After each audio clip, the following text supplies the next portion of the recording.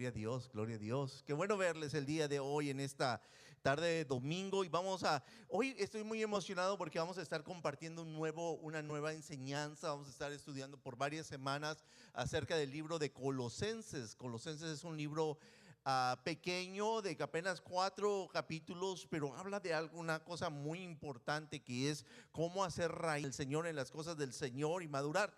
Empezamos el año hablando de que la hora es ya. Y creemos que la hora es ya de alcanzar personas para Cristo y hacer la obra de Dios, pero también la hora es ya de madurar y de crecer y de dar pasos para comprometernos más con Cristo. Al final de la historia, lo más importante que queremos lograr y que queremos ver en cada creyente es que nos convirtamos en cristianos totalmente comprometidos con Cristo. Que cada uno de nosotros estemos totalmente entregados a Jesús. El trabajo del evangelismo no se termina con compartir de Cristo y ver que alguien reciba al Señor. El trabajo del evangelismo continúa haciendo discípulos firmes, haciendo discípulos que amen la obra de Dios, que estén entregados, que maduren en su caminar con el Señor. Y de eso se trata Colosenses. Colosenses se trata precisamente de madurar. De hecho, hay un pasaje clave en el libro de Colosenses. Hay 2 pasajes claves en el libro de Colosenses que quiero que lo tengan en mente. El primero se encuentra en el capítulo 1, versículo 23, y dice: con tal de que se mantengan firmes en la fe, bien cimentados, estables, sin abandonar la esperanza que se ofrece del evangelio.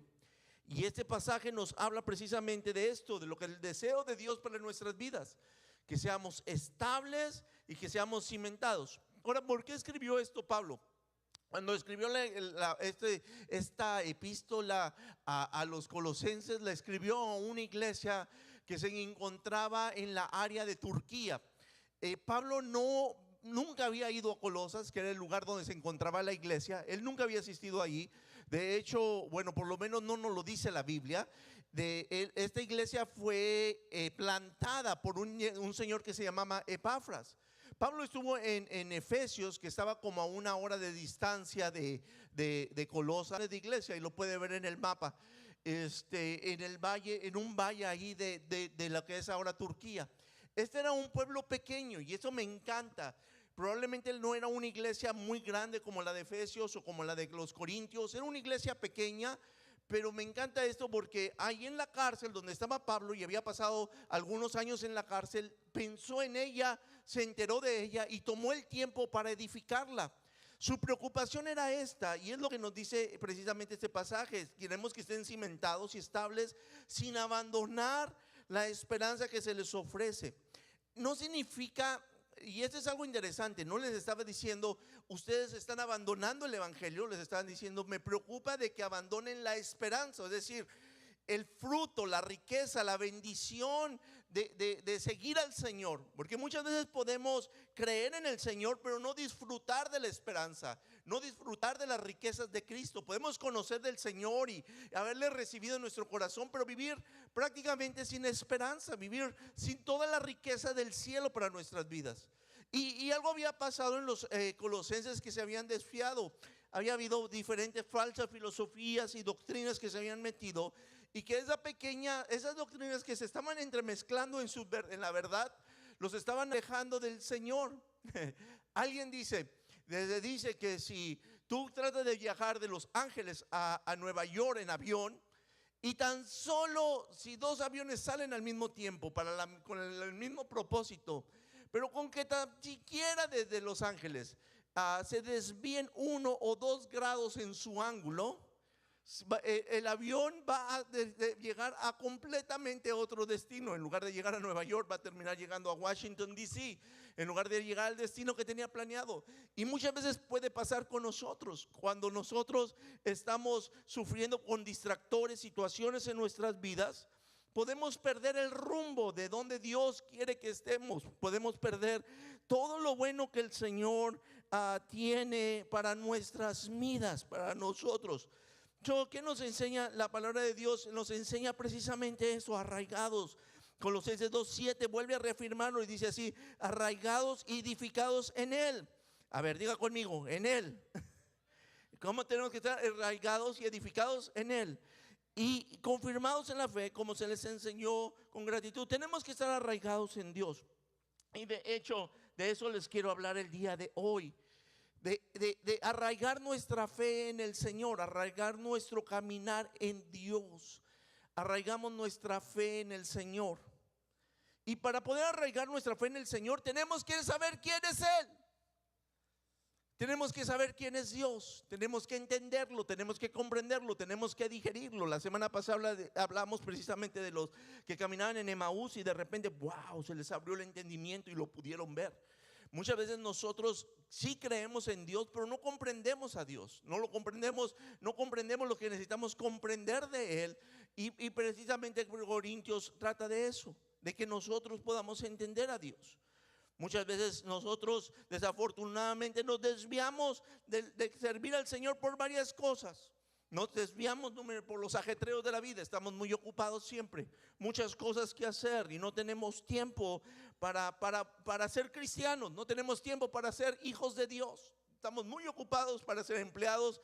Estamos muy ocupados en ser papá y mamá, en ser esposos, en ser estudiantes, que nos queda muy poco tiempo para ser hijos de Dios. No dedicamos tiempo a ser hijos de Dios. Tenemos que tener cuidado de eso. Nos desviamos con la mundanalidad, con el mundo, cuando el mundo nos atrae a hacer cosas que a Él le agrada, que es clásico de la cultura.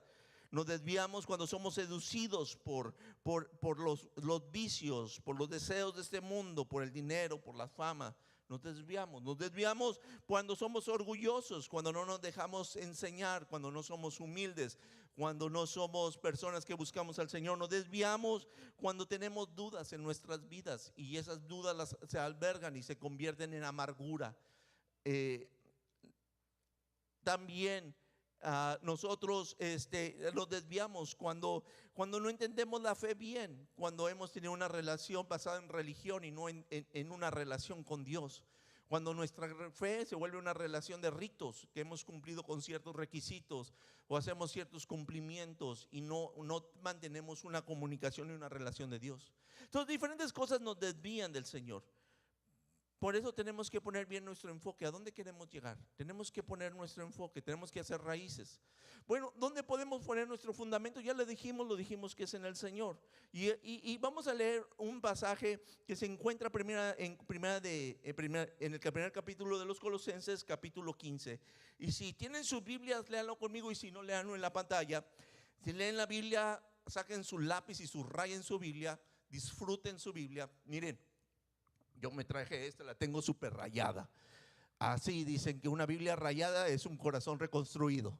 Así que lean, analícenla, estudienla, ámenla, atesórenla, saboreenla, gócenla. Es lo más delicioso que hay, la palabra de Dios.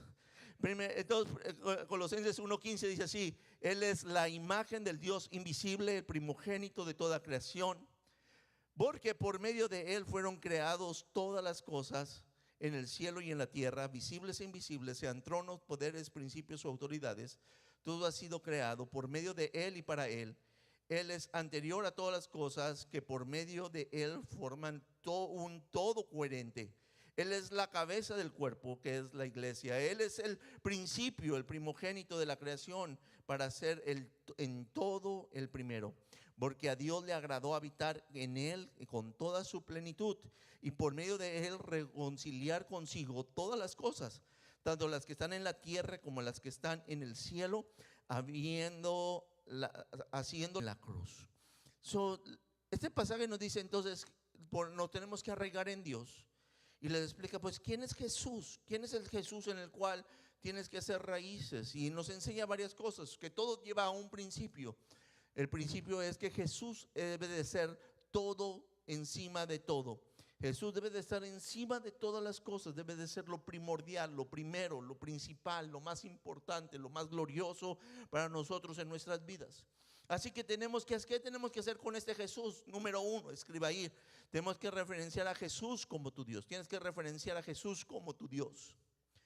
Tienes que referenciar a Jesús como tu Dios. Ahí en este pasaje de Colosenses 1:15 nos dice así. Dice: Él es la imagen del Dios invisible, el primogénito de toda creación. Él es la imagen del Dios invisible, el primogénito de toda la creación. Siendo mexicano, yo iba, no, era imposible no ir a iglesias, a la iglesia tradicional. Y cuando íbamos ahí, a la mera entrada había varias iglesias donde tenían una imagen de la Trinidad. Era un hombre viejito, un Jesús todo derrotado y flaco y dado al catre, y una paloma.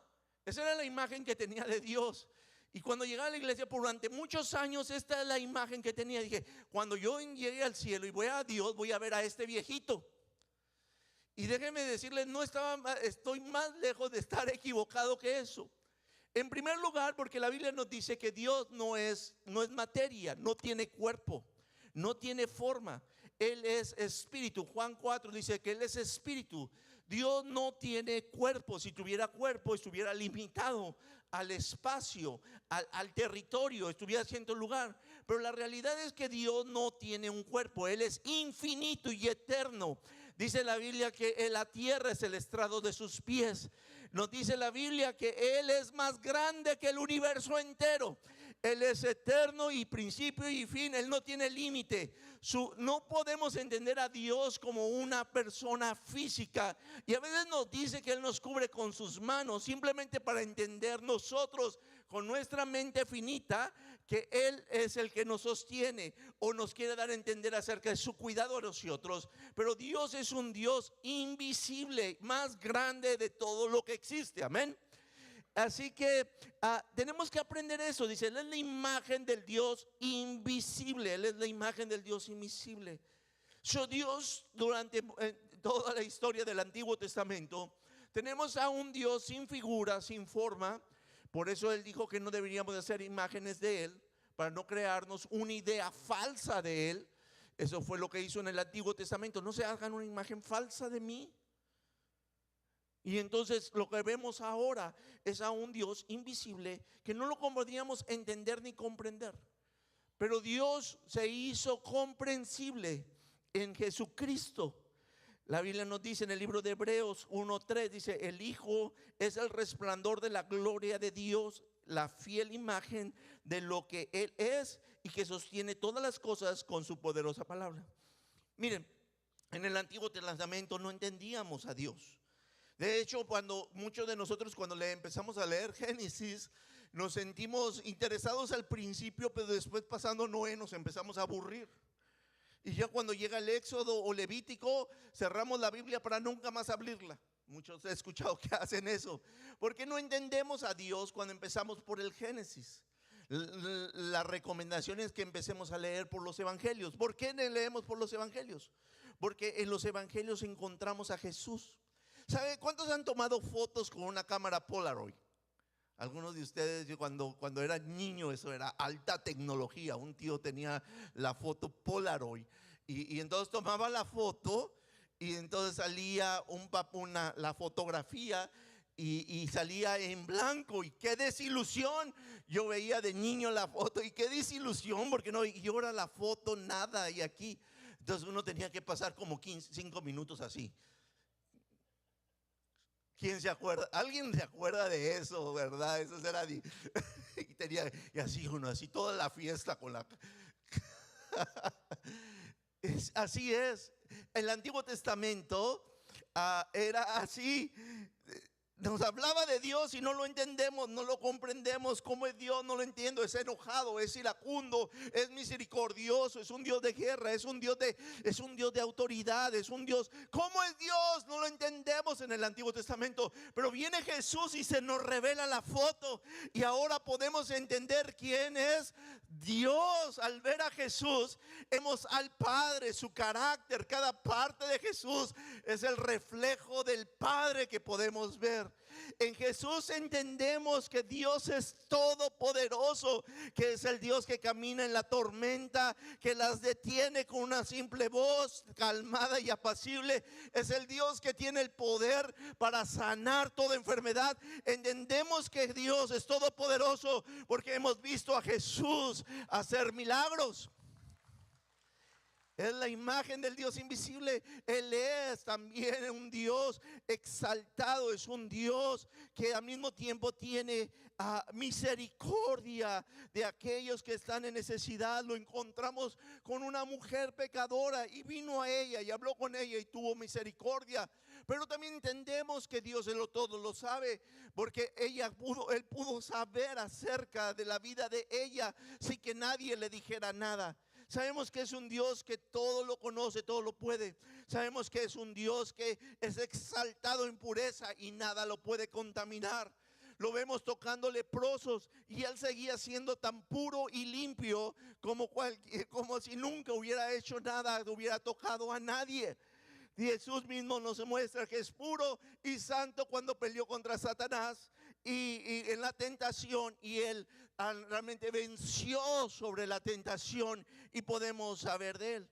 Entendemos que Dios es amor, porque él lo vemos amando a Judas. A pesar de que Judas lo traicionó, él todavía lo alimentó y le dio una oportunidad para poderse escapar de la condenación que iba a venir, que Judas no la quiso tomar. Pero Jesús mostró misericordia de él hasta el último momento para poderle mostrar que lo amaba. Podemos ver a Dios a través de Jesús. Si podemos entonces poner nuestro fundamento, tenemos que poner nuestro fundamento en Jesús y entender quién es Jesús. Poder entender que Él está obrando y poder entender su grandeza. Dice eso la Biblia. La Biblia nos dice que Jesús no nació con María. Jesús es preexistente. La Biblia no lo dice. Juan 1:1, en el principio ya existía el verbo, y el verbo estaba con Dios, y el verbo era Dios. Lo leo una vez más. En el principio ya existía el verbo, y el verbo estaba con Dios, y el verbo era Dios. Jesús no fue un profeta que vino hace 2000 años.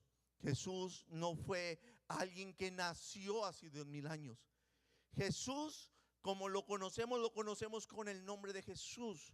Pero Él siempre ha sido hijo, no el hijo, pero hijo. Lo que significa es que Él no tiene, nosotros somos hijos de Dios, pero Él es hijo de Dios, el único hijo de Dios. Y no significa esto que es menor que el Padre, significa que simplemente hay una relación íntima entre ellos, entre el Espíritu Santo, el Padre y el Hijo. Él creó todo esto. Desde antes que existiera la tierra, Jesús ya existía.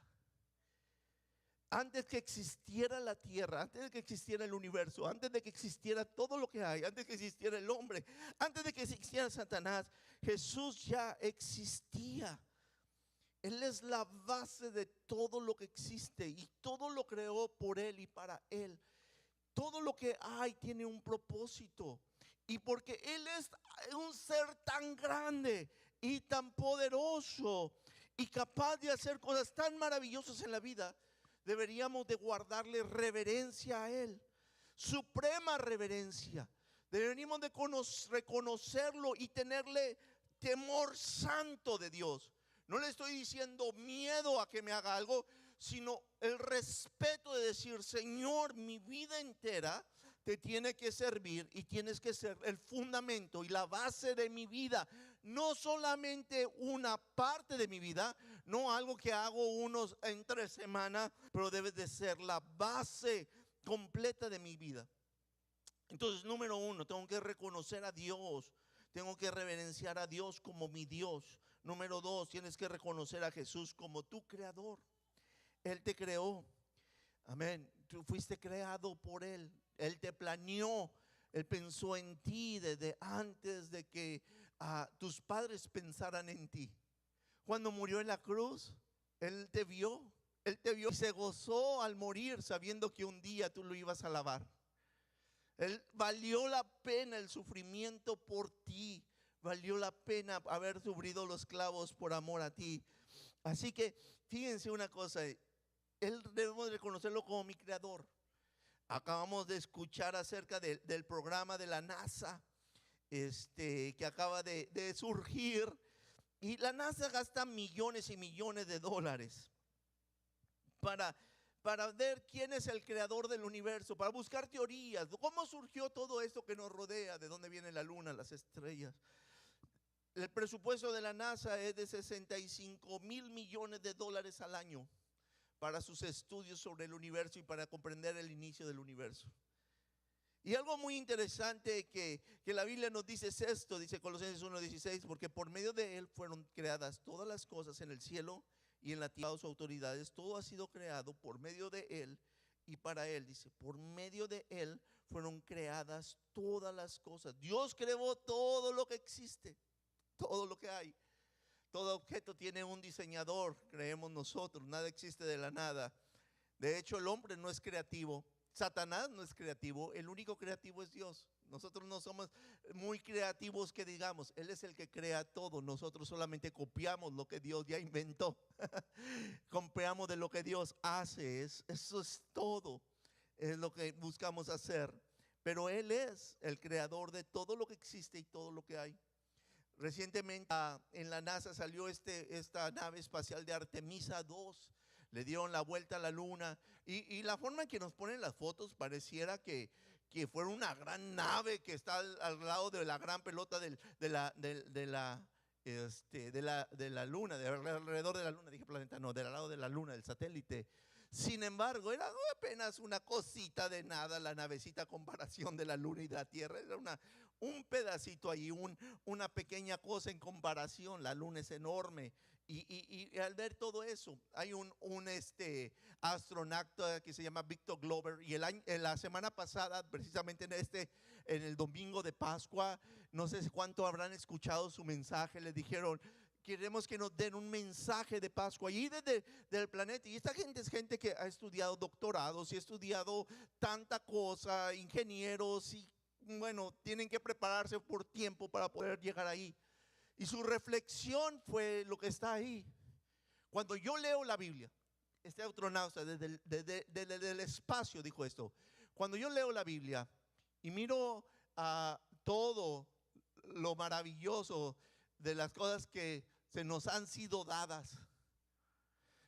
Ustedes están, ustedes están en una nave espacial llamada Tierra, que fue creada y dada a nosotros un lugar donde vamos a vivir, un lugar para darnos a vivir en medio del universo, en medio del cosmos. Esto dice, todo lo que está a mi alrededor es un montón de cosas de nada. Ustedes en la tierra tienen un oasis, es hermoso, un hermoso lugar para que nosotros vivamos juntos. Y me encantó ver la reflexión del astronauta. Después de haber estado en el universo entero, dijo esto: la Biblia es la autoridad final. 2, todo lo que existe fue creado por Dios. Y Dios nos ha puesto en un lugar de privilegio.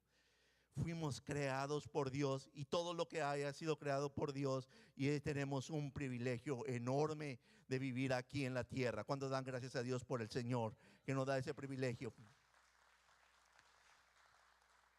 Y la realidad, usted mire, Marte es nada, Venus es tierra, tiene su belleza y todo. Pero qué belleza la tierra, agua, plantas, animales, vamos, hasta cucarachas tenemos, todo tenemos, hasta tenemos cosas que no queremos.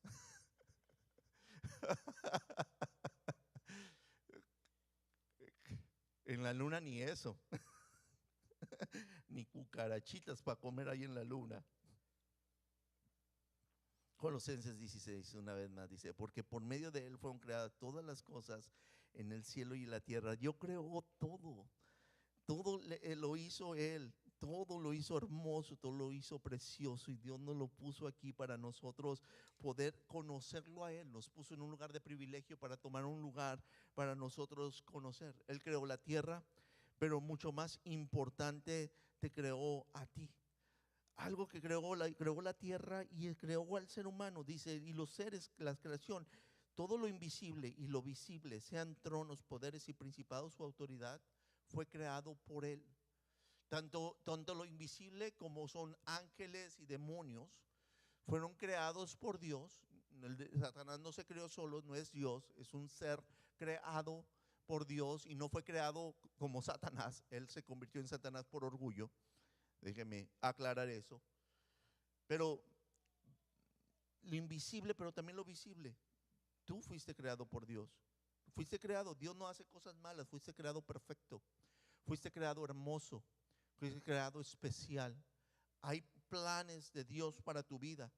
Dios no te hizo porque no tenía nada que hacer y dijo, pues hagamos a este chavo o a esta chica. Hoy tengo ganas de perder el tiempo. Y te hizo a ti. No, no, no. Tú eres parte de la maqueta perfecta de Dios. Eres parte del plan único y exclusivo de Dios. Eres la columna con la cual el edificio, si no está ahí, se cae. Déjame decirle, así de importante es tu vida. El día de ayer fuimos a tener un retiro y llevamos una bocina que tenemos, pero la llevamos incompleta. Bueno, la llevamos, suena multitud, la llevé, tomo responsabilidad. Y entonces nomás llevé la parte de abajo, que es donde sonaban los bajos. Y hay una columna que tiene donde suenan todas las partes agudas, todas las partes, y esa no la llevé.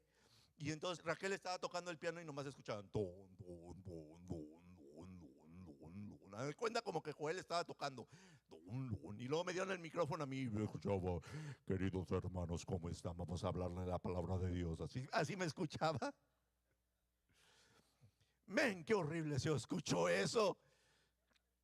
Dios me salvó de esa bocina después les cuento la historia. Lo que saben, que estuvieron allí, saben que Dios me salvó de hablar por ese micrófono, yo creo. Dije, mi hijo, no hables por ahí. Lo que les quiero decir es esto: tan imprescindible así como un aparatito era para la bocina, así eres tú para el reino de Dios. Si tú no estuvieras aquí, esto no funciona bien.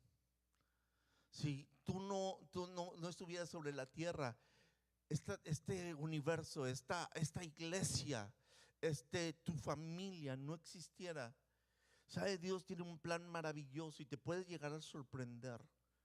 Te puedes llegar a sorprender lo que quiere hacer Dios contigo y con la generación que salga de ti, de tus hijos, de tus nietos, de tus bisnietos, tataranietos. Dios quiere hacer algo. Eres parte del plan perfecto de Dios, del plan de la obra maestra de Dios. Dios nos lo dice muchas veces así. No lo dice que nosotros somos una creación hermosa. No lo dice la palabra de Dios una vez más y otra vez. Somos la creación hermosa de Dios. Y dice ahí: no hay principado, ni autoridad, ni poder que fue creado. No hay persona en autoridad que Dios no puso ahí. Y ojo ahí, cuando Dios te pone en un lugar de influencia en tu trabajo, cuando asciendes de la línea QC, es porque Dios te permitió llegar ahí. Cuando llegas y te ponen una autoridad, una posición de autoridad en tu trabajo, en la comunidad, te abrió puertas a un negocio, te dio puertas a tener una posición en alguna área. Dios te puso ahí porque Él no pone a gente solamente así. Él decide a quién poner. Pone a gente en autoridad. Tanto hablamos de los presidentes, pero déjame hablar, también quiero hablarte de ti y de mí. Dios te pone en tronos. Dios te pone en posiciones de privilegio. Dios levanta a sus hijos, te da recursos, te dio maneras, porque le gusta hacerlo. Y si lo ha hecho por algo. Te lo ha puesto por algo. Por eso tienes que reconocerlo como tu creador. Dice: Dios me hizo tal como soy. Me amo y me acepto como soy. Pero también reconozco mi autoridad y mi responsabilidad en este tiempo y en el futuro. Porque Dios me ha puesto aquí por algo. No me ha puesto aquí para solamente perder el tiempo conmigo. Él te ha llamado a algo mayor. Él te ha llamado a algo mayor. Es tu creador. Tú me creaste, Señor, haz conmigo lo que quieras. Yo no te voy a decir qué hagas conmigo. Tú dime qué quieres hacer con mi vida. Yo no te voy a preguntar, Señor, yo no te voy a decir, Señor, quiero que me ayudes en esto y en esto. No, yo quiero decirte, Señor, ¿qué quieres hacer conmigo? ¿A dónde me llevas? Déjame ser un lápiz en tus manos. Déjame que tú escribas a través de mi vida y que tú puedas manejar mi vida como tú quieres y te plazca, porque siempre en tus manos voy a estar mejor. Siempre voy a estar en tus manos mejor. Número 3, escriba ahí. Tenemos que reclamar a Jesús como tu supremo ser. Y eso nos dice la Biblia. Todo lo que ha sido creado por medio de Él y para Él. Él es anterior a todas las cosas, que por medio de Él forman un todo coherente. Él es la cabeza del cuerpo, que es la iglesia. Amén. Él es el pastor de esta iglesia, no yo. Él es el que dirige la iglesia. Yo nomás soy el perrito que junta las ovejas. Ahí le ayudo un poco al Señor, pero Él es nuestro pastor. Él es el que nos cuida. Él es la cabeza, Él es el jefe. Él es el principado, el primogénito de la resurrección, para ser en todo el primero. Escriba ahí, en todo el primero. En todo el primero. En todo el primero. ¿En qué? En todo. ¿En cuánto? En todo el primero. Quiere ser el ser supremo de nuestras vidas. Quiere ser el primero en todo. Lo primero en todo. Hay un pasaje que amamos aquí, Mateo 6:33. Lo amamos porque no solamente suena bonito, pero es un estilo de vida. Más buscar primeramente el reino de Dios y su justicia, y todas estas cosas les serán añadidas. Sabemos esto: Dios añade y bendice a aquellos que le buscan primero. Aquellos que reconocen que Dios es primero en todo, que es superior, que es importante y que merece el primer lugar en todo. Ahora, en nuestras vidas hay muchas áreas en que podemos tener ahí finanzas, carreras, salud, hijos, matrimonios, pasatiempos, vacaciones y tantas cosas que nos gusta planear y organizar en la vida, ¿verdad? Tantas cosas que toman un lugar importante en nuestras vidas. Y la cosa es esta: ¿dónde apunta? Ustedes ven una flecha. La flecha dice, realmente podemos decir que Dios es primero, pero realmente Dios es primero. ¿Dónde apunta la flecha de nuestra supremacía? ¿A quién le damos el primer lugar de nuestras vidas? ¿Se lo damos a las finanzas? Diciendo, cuando esté en mejor situación tendré paz, me irá bien, estaré contento, las finanzas me ayudarán. Tengo que forzarme en ganar más recursos financieros, o en carreras. Si me enfoco en mi próxima carrera y estudio y trabajo, y será mi prioridad, y entonces estaré mejor en la vida y dedico toda mi fuerza y energía hacia mi carrera. O mis hijos, los hijos que dedicamos tanto tiempo a ellos. ¿Y hacia dónde apunta tu flecha? ¿Quién es tu prioridad? ¿Quién es el supremo? Para algunos de nosotros, varias de estas cosas podrían ser nuestro Dios. ¿Qué estás soñando más en tus próximas vacaciones? O en la próxima cosa que vas a hacer como matrimonio. ¿Qué es lo que sueña? ¿Qué es lo que motiva tu corazón? Y la Biblia dice que Él quiere ser el primero en todo. Nuestra flecha debe de apuntar hacia Jesús, debe de ser el principal, lo primero en nosotros, debe de ser lo más importante. Y si Él es lo primero, entonces todo lo demás va a estar en orden. Él debe de ser no solamente el primero, y aquí está la cosa: no debe ser lo primero solamente en nuestras vidas y olvidar lo anterior, sino que Él debe de ser lo primero en todo. Es decir, Dios es lo primero en mi matrimonio, Dios es lo primero en mis finanzas, Dios es lo primero en mi carrera, Dios es lo primero en mi salud, Dios es lo primero en mis pasatiempos. Dios es lo primero. Él debe de ocupar el primer lugar en todo. No es que Dios primero y luego puedo hacer lo que quiera con mi vida. No, es: te doy el primer lugar en todo, Señor, porque tú lo mereces, porque eres el primero en el cielo. Cuando lleguemos al cielo, Jesús va a ser el primero. Ustedes van a ver al Padre, al Hijo y al Espíritu Santo reverenciado por millones de ángeles. Va a ser hermoso. Yo quiero estar ahí. Eso es lo que yo pido y ansío, y estoy listo para verlo.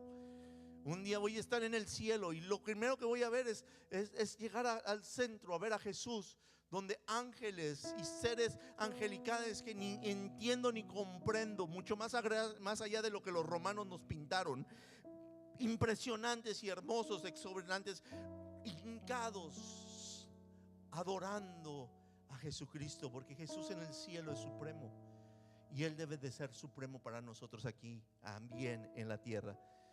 Jesús es primero en todo. Entonces nuestra raíz debe de estar en Jesús. ¿Cómo? Le tengo que guardar reverencia, tengo que reconocerlo. Tú eres Dios, tú eres mi creador y puedes hacer conmigo lo que quieras, Señor. Tienes que hacerlo primero y en la práctica tú vas a lograr el primer lugar en mi vida. Eres el café de mi mañana, eres mi despertar, eres el aire que respiro en el día, eres mi paz de noche, eres mi ayuda durante el día, eres tú el supremo, eres lo primero en todo. Mi mente está constantemente pensando en ti y adorándote a ti, Padre mío. Mis pensamientos, mi alma, mi voz está hablando de ti. Hay un latir, Señor Jesús, constante en mi vida para que tú seas el fundamento de mi vida y todo lo que gira alrededor de mí sea constantemente alrededor de ti. Mi fundamento debe de ser tú, porque tú eres el fundamento grande de nuestras vidas. Termino con esto. Colosenses 1:19 termina la historia de este Dios supremo y glorioso. Dice: porque Dios le agradó habitar en Él con toda su plenitud, hablando de Jesús, y por medio de Él. Y aquí esto es lo tremendo, de lo maravilloso, este ser supremo, creador, y que merece toda la reverencia y toda la gloria. Y lo primero, y que es reverenciado en el cielo, dice así: reconciliando consigo todas las cosas, tanto las que están en el cielo como en la tierra. Porque hubo un momento que él perdió la tierra. Hubo un momento en que Satanás engañó al hombre y lo hizo desviarse de sus caminos, y lo hizo perder el paraíso y los regalos que él tenía y las bendiciones. Hubo un momento en que la tierra le pertenecía a Dios, pero no le pertenecía, porque el corazón del hombre estaba apartado de Él. Estábamos lejos de Él. Y dice la Biblia aquí: pero Él reconcilió al cielo y a la tierra. Trajo paz, trajo tranquilidad, trajo cordura. Ya no estamos en guerra, ya no estamos en conflicto. Hay paz entre el cielo y la tierra, hay comunicación entre el cielo y la tierra, hay tranquilidad. Dice así: haciendo la paz mediante la sangre que derramó Jesucristo en la cruz. Y ese es lo supremo de todo, de lo hermoso del Señor. Él pudo haber dejado perder esta creación y la pudo haber desbaratado. No quiso hacer. Él no quiso desbaratar esta creación porque estaba pensando en ti. Estaba pensando en ti. Estaba pensando en tus hijos, en tus nietos, en tus bisnietos. Y Él estaba empezando en lo maravilloso que va a ser llevarte al cielo. Va a ser hermoso que estés ahí con Él. Y Él no quiso destruir nada de esto. Él, al contrario, descendió a la tierra, reconciliando, uniendo el cielo y la tierra, para que ahora tú y yo le sirvamos. Jesús hizo eso por ti. Murió en la cruz por amor a ti. El Dios invisible, el Dios haciéndose visible, el Dios invisible haciéndose visible, exaltado y supremo, muriendo por ti en la cruz. ¿Por qué no le das gracias a Dios por eso? Cierra ahí tus ojos y dale gracias a Dios. Señor, gracias. Dale gracias. Gracias, gracias, gracias. Gracias, Señor Jesús. Gracias, Dios. Dale gracias porque Él te miró. Dale gracias porque tú tienes una esperanza. Si tú has entregado tu vida a Cristo, tú tienes una esperanza eterna. Qué lindo saber eso. Este no es el fin. Hay algo mejor preparado para ti y para mí. Gracias, Dios. Gracias, Dios. Gracias por ser. Ahora quiero que te pongas en tu pie y tú le digas al Señor: Señor, yo quiero que tú seas el fundamento de mi vida. Si tú le quieres decir eso, ponte en tus pies conmigo. Quiero que seas el creador de mi vida. No solamente quiero reconocerte como el creador de mi vida. Tú me hiciste, soy tuyo. Tú me hiciste, Señor, tal y como soy.